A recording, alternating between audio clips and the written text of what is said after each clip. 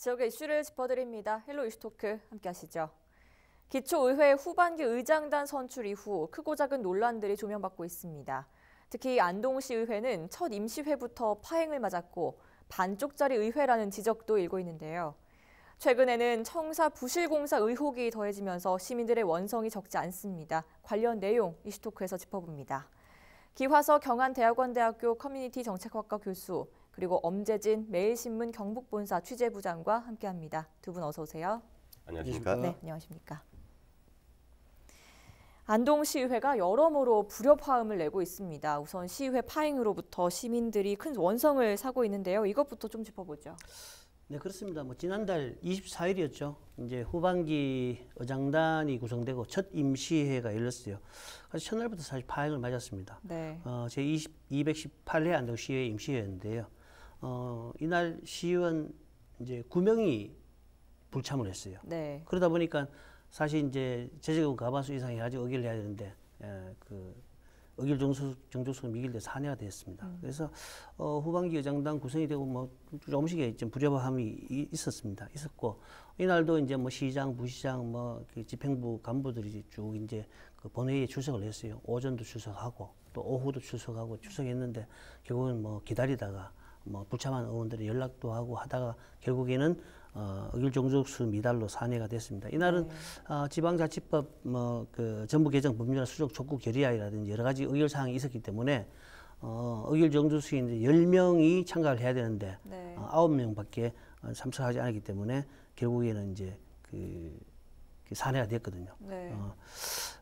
이렇게 이제 임시회가 그 안동시의회 자체가 이렇게 산회가 되고 이런 것들은 사실 의회 출범 그 29년 만에 처음 있는 어떤 사상 초유의 일입니다. 예. 네. 후반기 기초의회 의장을 선출하는 과정에서 안동시의회뿐만 아니라 몇몇 의회들도 마찬가지로 논란을 겪었는데요. 유독 안동시의회가 주목받는 이유가 있나요? 지금 사실은 이제 우리 지역만이 아니라 전국적으로 이런 사례가 너무 많고요. 네. 이제 우리 대구 경북을 놓고 보면 이제 안동에는 조금 뒤에 하고요. 먼저 네. 경산시 의회의 경우에도 이제 그야말로 문제가 많았습니다. 네. 의장을 선출하는 과정에서 의장 후보자가 같은 동료 의원에게 투표를 하거든요. 서로 이제 큰 돈을 줬다라고 하는 얘기가 오고 간 거죠. 미래통합당의 이기동 의원이 의장으로 선출이 되었는데 투표 당일날 의장으로 선출된 이기동 의원이 동료 A 의원을 찾아가서 만나서 돈을 줬다. 이제 이것은 이제 그 상대 쪽에서는 돈을 받은 것이 없다 이런 얘기를 서로 오고 가는데 어쨌든 경찰이 지금 수사에 들어갔습니다. 네. 만약에 이것이 사실로 드러나면 그야말로 공직자 선거법에 의해서 그야말로 또 이제 그 해임이 되거나 자격을 상실하게 되면 또 다시 또 선출을 해야 되는 경우가 생길 수 있겠죠. 또 하나 사례가 이제 영천시의 경우입니다. 영천시의 경우에는 이제 미래통합당과 이 더불어민주당 소속 의원들끼리의 이 상임위원회가 있어요. 의장이 있고 부의장이 있고 밑에 상임위원회가 이제 보통 두세 개씩 있거든요. 상임위원회 위원장 배분을 놓고 서로 이제 설랑설레하다가 네. 두 번 정도의 이제 파행을 겪었죠. 난상 토론이 이어지다가 그러나 선출은 했습니다. 그러나 어쨌든 임시회 자체가 영천시의회도 파행되질 않았습니다. 안동시처럼. 그러나 안동의 경우에는 이런 과정이 왜 생겼냐. 앞의 과정을 자꾸만 보면 안동시의회는 미래통합당 전체 18명 의원 중에 미래통합당 소속 의원이 12명입니다. 네. 그러면 12명이 알아서 그 안에서 이번에 누가 의장하고 부의장하고 협의하면서 사실 간단히 끝날 문제죠. 숫자적으로 봐도. 그런데 그게 안 됐습니다. 같은 미래통합당 시의원 안에서도 이탈표가 생긴 거예요. 네. 그러다 보니까 세 번에 가는 투표를 거쳐서 최초로 무소속 의원이 의장에 당선되었습니다. 흔히 이제 또 다른 사람들 어부질이라고 또 표현도 하고 이런 얘기가 나오는데 이런 과정이다 보니 이게 있을 수 있는 일이냐 이제 끼리 이제 얘기도 하고 또 시민들이 보는 눈도 이제 정상적이지 않다 이해가 되지 않는다는 면도 있죠. 그리고 이제 이렇게 되다 보면 안에 이제 안동시의회의 경우에도 상임위원회가 3개가 있어요. 상임위원회가 문화복지위원회를 비롯해 3개가 있는데 이 운영위원장도 각 상임위원회 위원장도 그럼 누가 할 것이냐 이 이제 안에 정치적인 이해관계, 서로 또 인간적 이해관계에 따라서 다 영향을 미치게 되는 겁니다. 그러다 보니 이런 회의의 파행까지도 오게 되는 거죠. 네, 지금 이런 갈등이 근데 후반기 의장 선출 전부터 이미 예상했던 일이 아닌가 싶은데요. 어떻습니까? 그렇습니다. 실제로 이제 우리 기 교수님께서 자세하게 언급을 해주셨어요. 네. 사실 안동시 의회 같은 경우는 총 18명이 이제 의원으로 활동을 하거든요. 그래서 미래통합당 의원이 12명이고 무소속이 4명, 더불어민주당 의원이 2명 이렇게 이제 구성되어 활동을 하고 있는데 네. 사실 이제 그동안엔 다수당인 미래통합당 의원들끼리 사실 다수당이니까 네. 내부적으로 좀 이렇게 합의하고 이러면 대부분 의장, 부의장 추대해서 이제 구성되는 상임위원장까지 그렇게 이제 그 대부분 지금까지 이제 이끌어 왔는데 이번에는 그게 이제 안 됐던 이유가 네. 2년 후에 이제 지방선거를 치러지잖아요. 네. 그러니까 지방선거와 연장선상에서 의장이 되면 여러 가지 역할도 있고 또는 2년 후에 어떤 공천이라든지 여러 가지 그 진로 부분에 있어 가지고 좀 여러 가지 우선적으로 이제 혜택을 볼 수 있으니까 네. 욕심을 내시는 분들이 많았어요. 그래서 미래통합당 내부에서도 5명이라는 사람이 5명 의원이 자선타전으로 의장에 이제 나서겠다라고 얘기했고 네. 전체 의회 전체로 봐서도 6명, 한 3분의 1 정도 6명이 공공위원회 의장에 도전하는 그런 어떤 형국이었어요. 그러다 보니까 미래통합당 내부적으로 이래서는 안 되겠다, 후보 난립해서는 안 되겠다 그래서 자체적으로 당내 경선을 이제 치르게 되었거든요. 당내 경선을 치르면서 최종적으로 이제 7선에 이제 송광영 의원과 3선에 권기탁 의원이 이제 경선을 치러서 12명이니까 6명이 동수를 얻었어요. 그러다 보니까 이제 의회 이제 이제 운영 규칙에 보면은 동수일 경우에는 연장자 우선 원칙으로 있거든요. 그래서 그 나이가 많은 이제 송광영 의원이 미래통합당 당내 후보로 결정이 됐습니다. 결정이 됐는데 결정대가 그렇게 이제 문제없이 흘러갔으면은 아마 여러 가지 불협화음이 없었을 수도 있겠는데 그 당내 경선에 대한 불만을 가진 어떤 일부 이제 의원이었죠. 권기탁 의원을 지지했던 일부 의원들이 계속적으로 이제 문제를 제기를 하고 이러다 보니까 송광영 의원 자체가 좀 SNS에 글을 올려서 대의를 위해서 자기는 의장직을 포기하겠다라고 선언을 하고 그러다 보니까 이제 자연스럽게 당내 후보는 다시 권기탁 의원 쪽으로 가는 어떤 그런 형국이었고 그 과정에서 아까 이제 기 교수 언급하셨듯이 이제 몇몇 의원들이 이제 이탈을 해서 무소속과 연대하는 어떤 그런 형국이었습니다. 그러다 보니까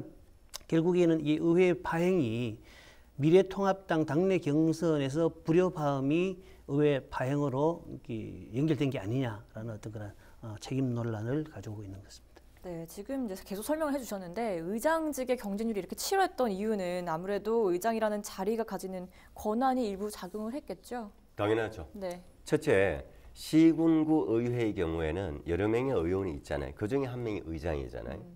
그런데 의회는 의장 중심으로 돌아간다고 보면 됩니다. 네. 그러니까 실제로 또 의전에 있어서도 주민들의 행사라든지 모든 부분에 그 지역의 자치단체장, 시장, 군수, 구청장과 그 의회 의장이 늘 같이 움직이게 되는 그야말로 동급 수준의 그 예우를 받는 상황이거든요. 네. 그러다 보니까 누구나 다 의장을 하고 싶어 하죠. 네. 그리고 게다가 또 의장이 되면 관용차가 나오죠. 또 수행 비서가 있죠. 그리고 또 1년에 지역마다 의회마다 조금의 차이는 있지만 한 3천만 원 전후 정도의 별도의 업무 추진비를 받아요. 네. 그리고 욕심 낼만 하죠. 그러니까 이제 아까 우리 엄 기자 얘기하셨듯이 이렇게 미래통합당 의원 12명 중에 안동시 의회 그중 6명이 네. 절반이 나도 의장하겠다 이랬던 거 아닙니까? 네. 시작이. 그렇죠. 예. 그런데 지금 안동시 의회 파행에 대해서는 미래통합당은 단순한 경선의 문제가 아니라는 주장을 하고 있거든요. 성명서 내용을 좀 정리해 보죠. 그렇습니다. 이제 그날 지난달 24일 날 이제 임시회가 가서 산회가 되고 이제 파행을 겪으면서 그때 더불어민주당에서 먼저 성명서를 냈어요. 네. 미래통합당을 이제 통합당의 책임을 돌리는 그런 비난의 성명서를 냈거든요. 그러자 이제 그 통합당 의원 12명 가운데 이제 이탈한 의원들을 제외하고 8명이 이제 공동명의로 성명서를 냈는데 사실 이제 정확하게 더불어민주당에서는 정확하게 의회 내부 사정을 모르고 성명서를 냈다라고 비난을 하고 있고요. 네. 이제 일단 임시회에서 의회 전체 간담회에서 논의되지 않았던 안건을 의회 운영위원장이 일방적으로 이제 그 안건에 올리고 그걸 또 전화로 의장에게 통보를 해서 의장이 그 이제 위상을 떨어뜨렸다, 권위를 떨어뜨렸다. 또 이제 이런 뭐 또 소통 과정에서 어떤 의원 상호간의 어떤 소통과 협치를 가로막았다라고 주장을 하고 있고요. 네. 또 이 위원장의 독단적 생각으로 의회 운영을 소집하고 또 여러 가지 이제 그 안건을 만드는 그 안건을 이제 상정하는 부분에서 가지고 일부 이제 그 의회 운영위원들의 반발이 있었음에도 불구하고 이제 여러 가지 이제 그 독단적으로 운영했다. 그래서 이제 뭐 사전 저 협의 없이 조속 진행했다라고 이제 의회 운영위원장한테 이제 책임을 넘기고 있고. 네. 그래서 이제 이런 어떤 민주당 지역위원장은 이런 의사결정 과정을 제대로 잘 알지 못하고 이제 그 성명서를 냈다. 그래서 의원들 간의 의원 상호 간의 불신을 조장하고 있다. 그래서 이제 역으로 비난하고 있고 또 더불어민주당의 공당이 뭐 책임을 다하지 못한 점을 또 시민에게 또 사과하라. 뭐 이렇게 촉구하고 그런 성명서를 냈었습니다. 네, 그렇군요. 결국에 파행의 원인이 어디에 있느냐를 두고 어느 한쪽도 물러설 기세가 보이지 않습니다. 한편으로는 안동시 의회 청사를 둘러싼 논란도 있었거든요. 지금 누수가 발생한 것을 두고 부실공사 논란이 일고 있는데요. 짚어주시죠. 이 부분은요 이미 몇 년 전부터 네. 사실은 그 지역 사회 내에서는 뭐 결탁이 되었다 무슨 뭐 그 얘기가 참 소문이 끊이지 않았습니다. 결국은 이런 문제가 지금 터져 나오고 있거든요. 이번 네. 비가 옴으로써 가장 먼저 시설적인 부분에 있어서 지하의 이 그 방수공사 자체가 문제가 시작됐습니다. 네. 이 부분 제가 조금 취재를 좀 했는데요.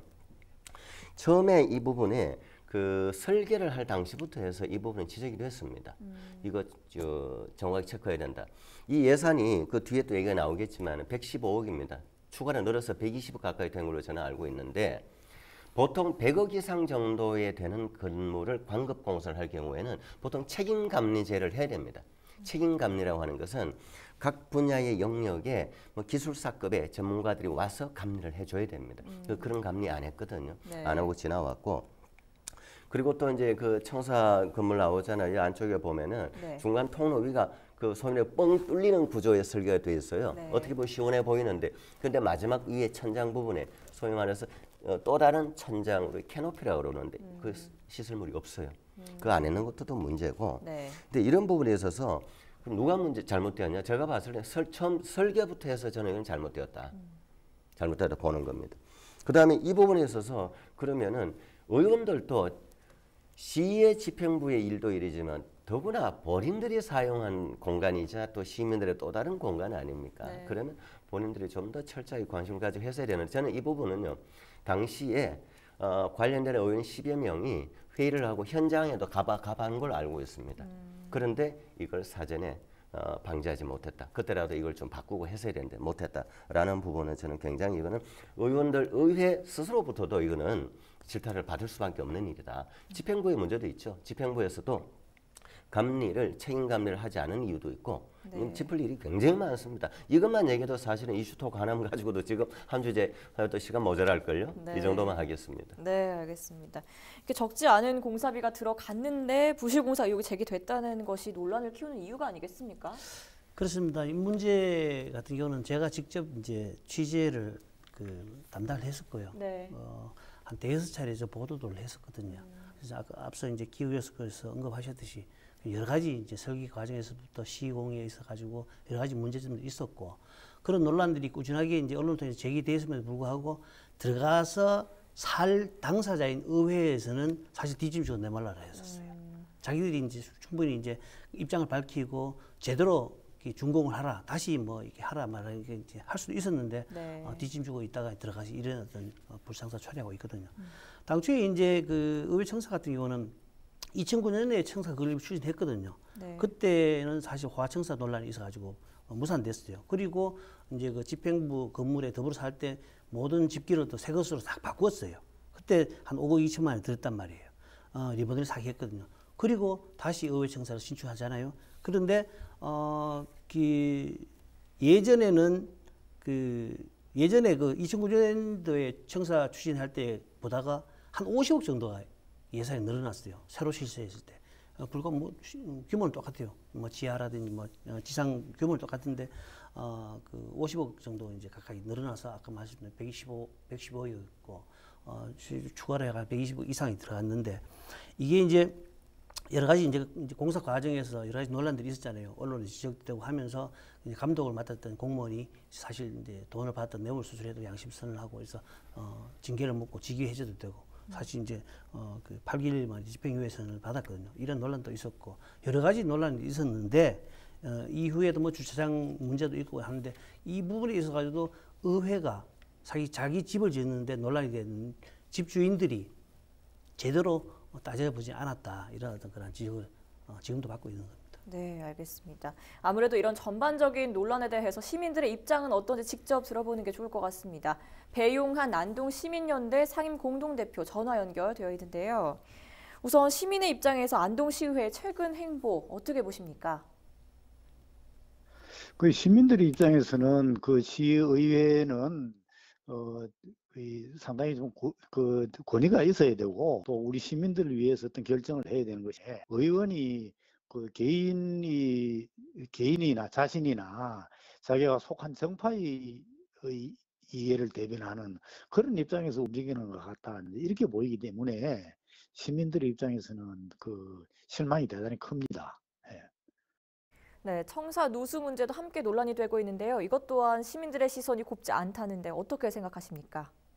그 이제 기술적인 문제에 대해서는 우리 시민들이 잘 모르겠는데 하자가 발생했으면 그 하자에 대해서는 시공회사가 책임질 문제이기 때문에 뭐 잘 처리가 안 되겠다 이런 생각이 드는데 시의회 건물은 우리 그 시의 시민들의 입장에서 자랑이 돼야 되고 또 혹은 그 나중에라도 이제 그 역사적인 어떤 건물이 돼야 되지 않습니까? 그래서 이런 공사를 부실 논란이 휘말린다 하는 것은 대단히 실망스러운 일이 되겠습니다. 그래서 금년에 일단 보수 공사를 해야 될 것인데 그 이후에 내년에 또 물 샌다는 이야기가 안 나오도록 그렇게 좀 완벽하게 좀 처리를 했으면 좋겠습니다. 네, 여기까지 듣겠습니다. 배용한 안동시민연대 상임공동대표였습니다. 이처럼 시민들의 바람과는 달리 안동시의회는 계속해서 논란을 낳고 있는데요. 의정활동은 파행으로 치닫겠으면서 또 한마음으로 혈세를 낭비했다는데 이건 또 무슨 이야기입니까? 네, 버스 얘기입니다. 버스요? 예, 안동시의회는 독자적으로 이미 안동시의회가 운영하는 대형 버스 2대가 있습니다. 있는데 불구하고 최근에 다시 15인승 버스 7,400만 원 들여서 15인승 버스를 다시 한 대 또 구입을 했습니다. 네. 왜 했느냐? 상임위원회별로 뭐 현장 회의를 가거나 어디 세미나를 가거나 그냥 좀 필요해서 샀다. 사실 이해 안 되죠. 네. 상임위원회 그 현장 그 위원회별로 나가는 활동 1년에 고작 2-3번입니다. 뭐 앞에 2대 있는데 이거 가지고 타고 다니면 되죠. 네. 이건 어느 시민도 이해를 못 하는 거죠, 이거는.